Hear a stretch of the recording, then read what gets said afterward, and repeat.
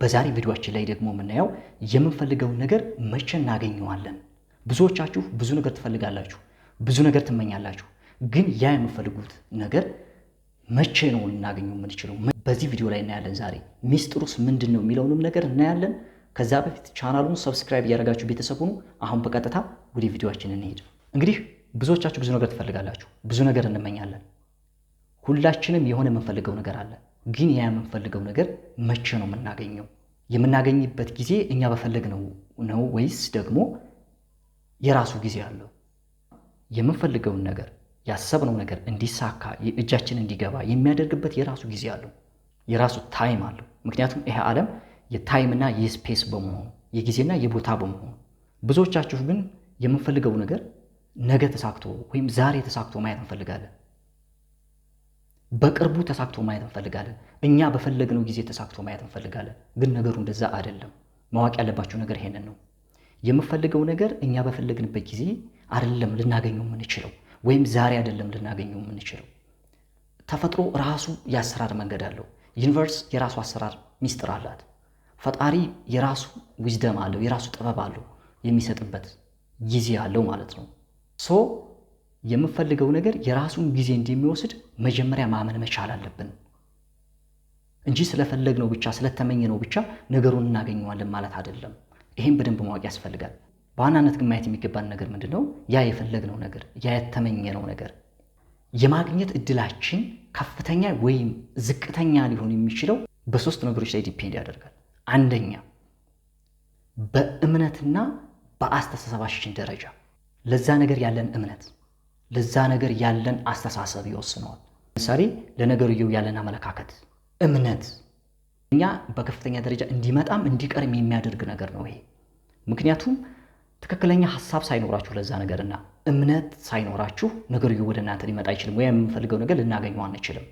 ስለዚህ በመጠራጠር ውስጥ ሆነን ነገርየውን ስንፈልግና በከፍተኛ እምነትና በትክክለኛ ሐሳብ ከሆነ ነገርየውን የፈለግነው የማግኘት እድላችን ከፍተኛ ይሆናል። ስለዚህ የመጀመሪያው እምነትና ሐሳብ ነው። መጠራጠር የለብንም። አይ እንደዚህ ነገር ፈልጌ ነበረ፣ አይ ይሄን ነገር እኮ ማሳካት እፈልጋለሁ፣ ይሄን ነገር ማግኘት እፈልጋለሁ፣ ሊሳካም ይችላል ላይሳካም ይችላል በሚል እምነትና አስተሳሰብ ውስጥ ሆነን ነገርየውን ልናገኘው እንደማንችል ማወቅ አለብን። ስለዚህ ከፍተኛ የሆነ እምነት ያስፈልጋል ለዛ ነገር። ሁለተኛው ነገር ደግሞ ምንድን ነው? ለዛ ነገር ያለን ስዕላዊ እይታ ወይም ደግሞ ቪዥዋላይዜሽን። ያ የምንፈልገው ነገር እንዳለን አድርገን በውስጣችን በአይናችን ሳይሆን በአይነ ህሊናችን በእዝነ ህሊናችን መመልከት አለብን ማለት ነው። ቪዥዋላይዝ ማድረግ አለብን። ለምሳሌ አንድ የምንፈልገው ነገር አለ። ያንን ነገር ሳናገኘው በፊት ቪዥዋላይዝ ማድረግ አለብን። ስዕላዊ እይታ ሊኖረን ይገባል። ለዛ ነገር በአእምሯችን ውስጥ መቀመጥ አለበት ምስሉ በስርዓት። ለምሳሌ የምፈልገው ነገር መኪና ከሆነች የመኪናው ቅርጽ፣ ቀለም፣ ከለር በአእምሮአችን ውስጥ መቀመጥ አለበት ማለት ነው። የምፈልገውን ነገር ለማግኘት በከፍተኛ ደረጃ ወደኛ እንዲመጣ የሚያደርገው ነገር ይሄ ነው። ቪዥዋላይዝ ማድረግ አለብን። የቪዥዋላይዝ ቴክኒክ መኖር አለበት። ምክንያቱም በአይናችን ሳይሆን በአይነ ህሊናችን በእዝነ ህሊናችን መመልከት አለብን። ቪዥዋላይዝ ማድረግ አለብን በውስጣችን ማለት ነው፣ በአእምሮአችን ውስጥ። ምክንያቱም የሰው ልጆች የሚኖሩት አእምሮአችን ውስጥ ስለሆነ ስለዚህ የቪዥዋላይዜሽን ደረጃችንም ከፍተኛ መሆን አለበት። ያን ነገር ወደኛ ነገር እንዲመጣ በከፍተኛ ፍጥነት ወደኛ እንዲመጣ ማለት ነው። ሶስተኛውና ዋናውና ትልቁ ነገር ደግሞ ለዛ ነገር በቂ መሆን ስንችል፣ ያንን ነገር ተቀብለን ለመጠቀምና ለመገልገል ዝግጁ ስንሆን ነገርየው ወደኛ መምጣት ይጀምራል። ለብዙዎቻችሁ ያልተገለጠላችሁ ሚስጥር ይሄ ነው። ለምሳሌ የምፈልጉት ነገር፣ የሰው ልጆች ብዙ ነገር ይፈልጋሉ። ስልጣን ይፈልጋሉ፣ ዝነኝነት ይፈልጋሉ፣ ሀብታም መሆን ይፈልጋሉ፣ ቢሊዮነር ሚሊዮነር መሆን ይፈልጋሉ፣ ቆንጆ ሚስት እንዲኖራቸው ወይም ደግሞ ሚስት እንዲኖራቸው ፍቅረኛ እንዲኖራቸው ይፈልጋሉ። ሰዎች ብዙ ምኞት ነው ያላቸው፣ ብዙ ፍላጎት አላቸው። ግን ያ ነገር ወደ እናንተ በከፍተኛ ደረጃ እንዲመጣ የሚያደርገው ነገር ብቁ መሆን ስንችል ነው። ለዛ ነገር መመጠን አለብን። ለዛ ነገር መዘጋጀት አለብን። ተዘጋጅተን ስንጨርስ ነው ነገሩ ወደኛ ሊመጣ የሚችለው። ይሄንን በደንብ ማወቅ አለባችሁ። እኔ አንዳንድ ጊዜ አንዳንድ ሰዎችን የታዘብኩት ነገር አለ። የሚፈልጉት ነገር አለ፣ ትላልቅ ነገር ይመኛሉ፣ ግን ለዛ ነገር በቂ አይደሉም፣ ዝግጁ አይደሉም።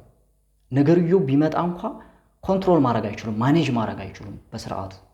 ምሳሌ 1 ቢሊዮን ብር እንዲኖረኝ እፈልጋለሁ የሚል ሰው ለ1 ቢሊዮን ብር የሚመጥን ባህሪ፣ እውቀት፣ ስሜት፣ መንፈሳዊነት ሊኖረው ይገባል።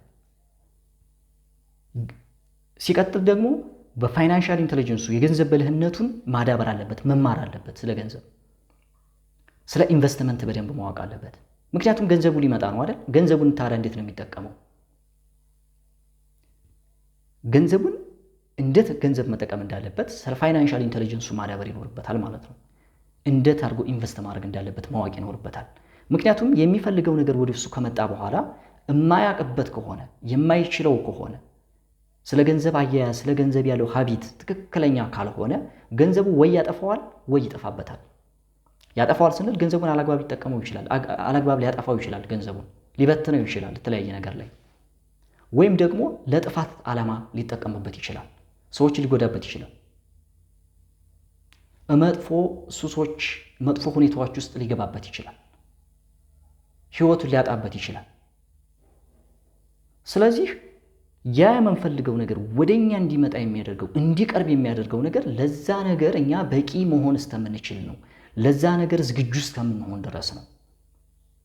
አስቡት፣ ዛሬ ላይ ሆናችሁ ዛሬ ላይ ቁጭ ብላችሁ የሀገር መሪ ብትሆኑ እውነት ትመሩታላችሁ ወይ? ለዛ ነገር ማይንድ ሴታችሁ ዝግጁ ነው ወይ? በሀገር ለመምራት የሚያስችል እውቀት አላችሁ ወይ? ልምምድ ኤክስፔሪየንስ አላችሁ ወይ? ስለዚህ ዝግጁ እስካልሆናችሁ ድረስ ኤክስፔሪየንስ ካላረጋችሁ ድረስ ያ ነገር ወደ እናንተ ሊመጣ አይችልም ማለት ነው። ለምትፈልጉት ነገር በቂ መሆን ስትችሉ፣ ዝግጁ መሆን ስትችሉ ያ ነገር ይመጣል ማለት ነው። ስለዚህ የምፈልገውን ነገር ካወቅነው በኋላ ለዛ ለምንፈልገው ነገር በቂ እስከምንሆን ድረስ ራሳችን ላይ መስራት አለብን ማለት ነው። ራሳችን ላይ መዘጋጀት አለብን ማለት ነው። ስለ መምጣቱ ስለ መቅረቱ ስለ መዘግየቱ አይደለም የኛ ጉዳይ መሆን ያለበት። በቂ እስከምንሆን ድረስ ዝግጁ እስከምንሆን ድረስ ያ ነገር ቢመጣ ማኔጅ ማድረግ እንችላለን ወይ? ኮንትሮል ማድረግ እንችላለን ወይ? በዛ ነገር መጠቀምና መጥቀም እንችላለን ወይ?